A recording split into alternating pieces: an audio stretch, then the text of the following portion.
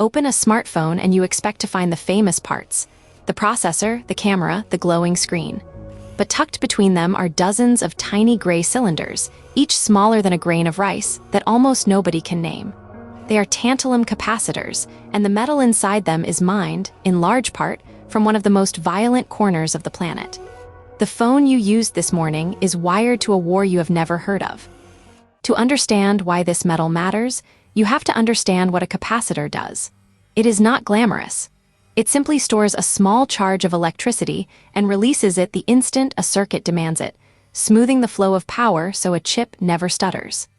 A modern phone needs hundreds of these tiny reservoirs working in perfect coordination, thousands of times a second. Tantalum is uniquely good at this job. It forms an oxide layer so thin and so stable that you can pack an enormous amount of storage into a fleck of metal. It shrugs off heat that would melt other materials. It does not degrade with age, and it works reliably whether you are standing in a desert or a freezer. For decades, engineers have searched for a cheaper substitute that performs the same way at the same scale. They have not found one. That irreplaceability is the whole problem. When a material has no good alternative, the people who control its supply hold extraordinary power.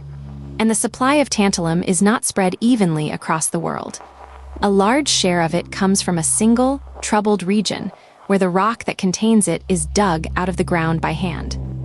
The ore is called coltan, short for columbite tantalite, a dull black sand that holds both tantalum and its sister metal niobium.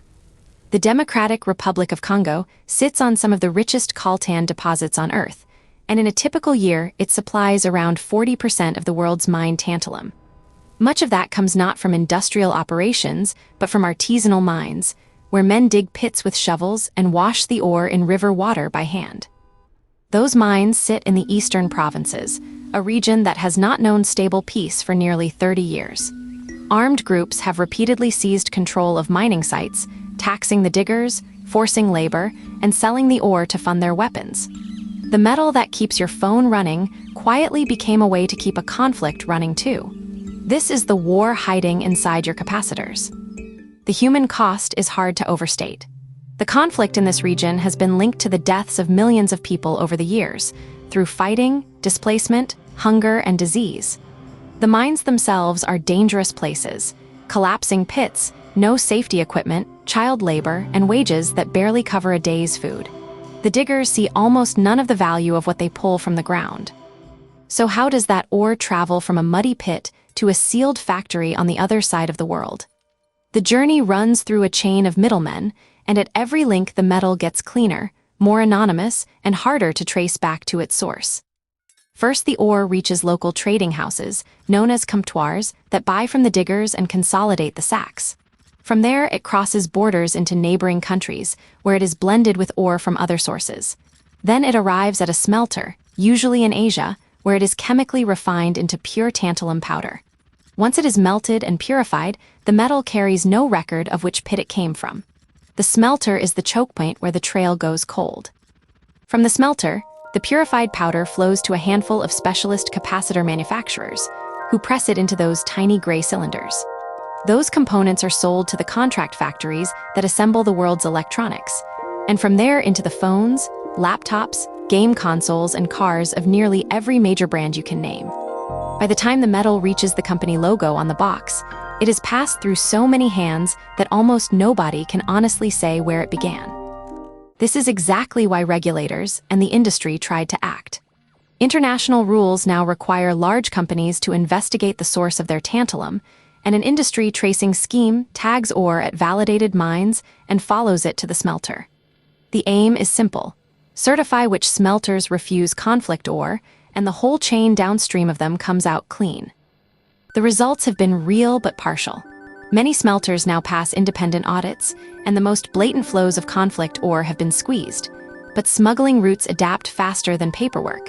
Untagged ore is mixed with certified ore before it reaches the border. Fraudulent tags are bought and sold, and ore simply moves through neighboring countries that launder its origin.